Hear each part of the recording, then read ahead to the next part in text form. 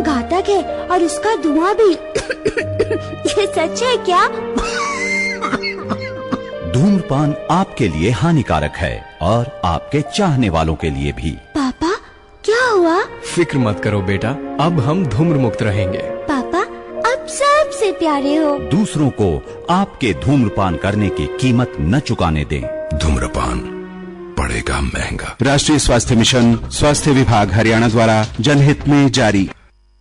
नमस्कार, ये आकाशवाणी चंडीगढ़ है। अब आप प्रतीका से प्रादेशिक समाचार सुनिए। पहले इस बुलेटिन के मुख्य समाचार।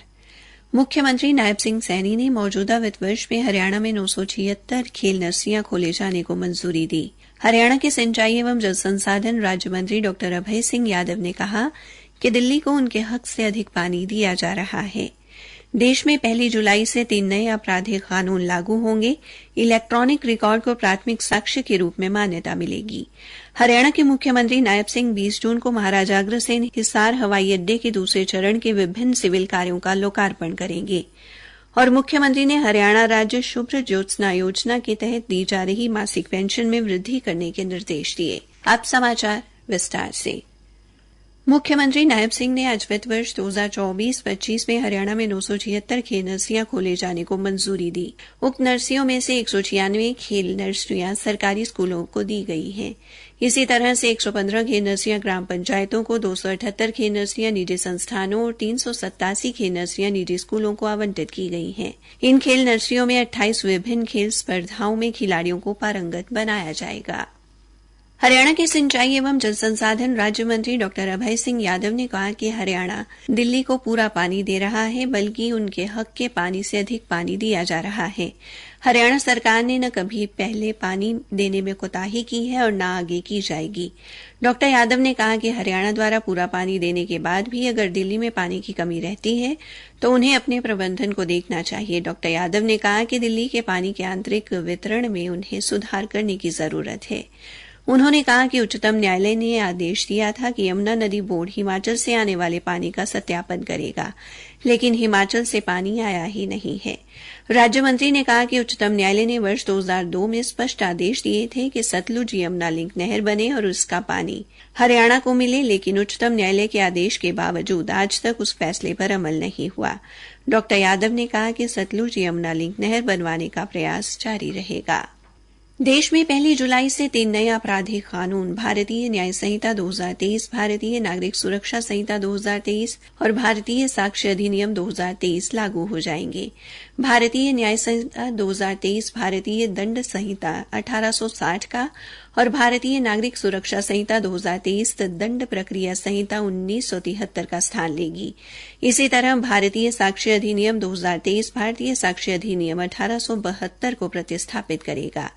हिसार से अधिवक्ता नरेंद्र सिंह पानू ने आकाशवाणी समाचार से बातचीत में भारतीय साक्ष्य अधिनियम 2023 की व्याख्या करते हुए बताया, इलेक्ट्रॉनिक रिकॉर्ड के बेस पर है, जो पहले ऐसा नहीं था। जैसे इलेक्ट्रॉनिक रिकॉर्ड कोई भी हो सकता है, email, SMS, WhatsApp message, Telegram etcetera, उसके बेस भी मजिस्ट्रेट कोग्निजेंस लेके कार्रवाई कर सकता है। और पहले क्या था, वीमेन वो एफआईआर पहले नहीं कर पाते थे ऑनलाइन, लेकिन इसमें EFIR लॉन्च करने का भी प्रोविजन डाला गया है। पुलिस को 2 दिन के अंदर उसके ऊपर कार्रवाई करनी पड़ेगी कोग्निजेंस लेके। और पुलिस को स्पेशल हिदायत दी गई है इसमें न्यू एक्ट में कि कोई भी सर्च या सीजर, कोई भी इन्वेस्टिगेशन वो करेंगे, कोई क्राइम सीन है वहां पर ट्रायल के दौरान, उसकी वीडियोग्राफी उनको करनी ही पड़ेगी ताकि झूठे केस ना कर पाए। ट्रांसपेरेंसी है इसके अंदर। कई लोग कहते हैं मैं झूठे केस में फंसा दिया है। और एक प्रोविजन ये भी डाला गया है, कोई भी प्रॉपर्टी सीज की जाती है, पकड़ी जाती है किसी भी क्राइम में, पुलिस स्टेशन में खड़ी खड़ी वो खराब हो जाती है, कोई गाड़ी है, कोई व्हीकल है, कोई भी सामान है, तो उसके लिए प्रोविजन ये है कि 30 दिन के अंदर पकड़ने के बाद उसको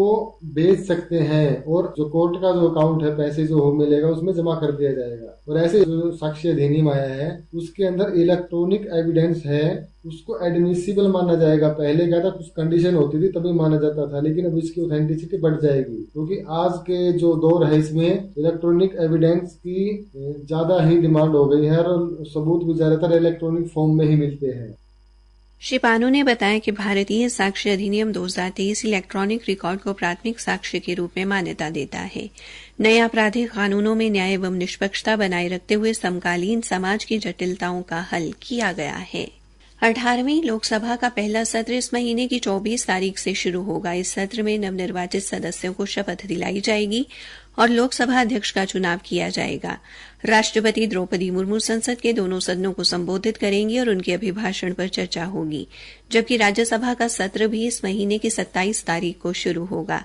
संसद सत्र अगले महीने की 3 तारीख को समाप्त होगा। संसदीय कार्य मंत्री किरण रिजिजू ने एक सोशल मीडिया पोस्ट में ये जानकारी दी। प्रादेशिक समाचार आकाशवाणी चंडीगढ़ से प्रसारित किए जा रहे हैं।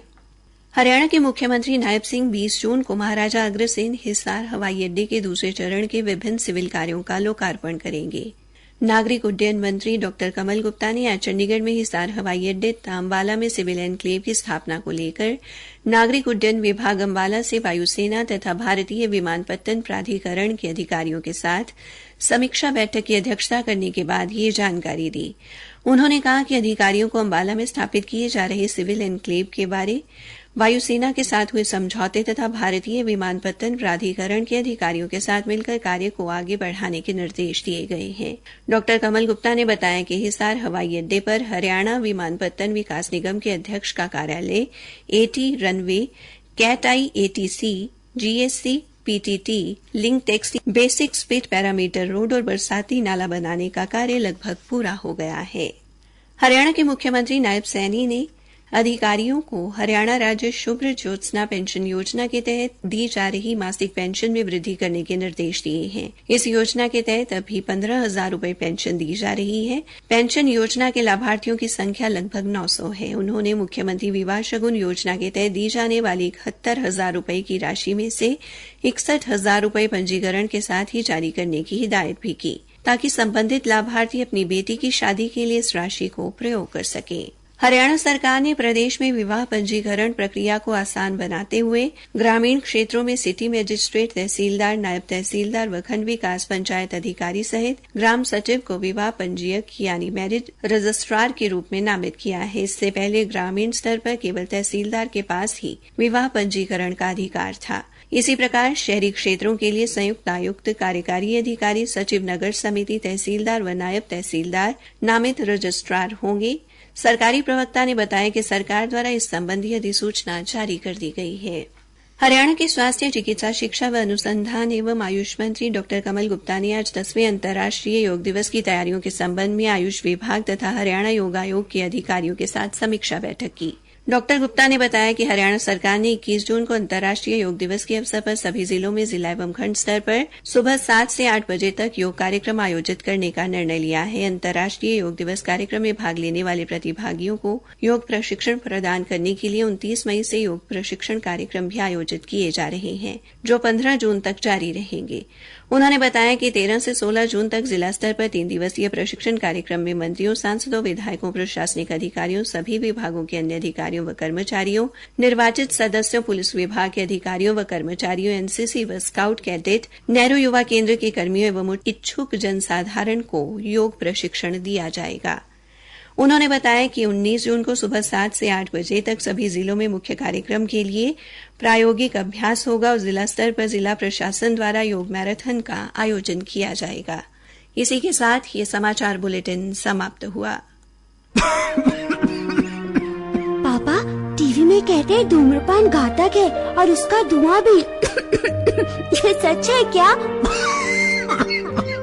धूम्रपान आपके लिए हानिकारक है और आपके चाहने वालों के लिए भी। पापा, क्या हुआ? फिक्र मत करो बेटा, अब हम धूम्र मुक्त रहेंगे। पापा, अब सबसे प्यारे हो। दूसरों को आपके धूम्रपान करने की कीमत न चुकाने दें। धूम्रपान पड़ेगा महंगा। राष्ट्रीय स्वास्थ्य मिशन, स्वास्थ्य विभाग हरियाणा द्वारा जनहित में जारी।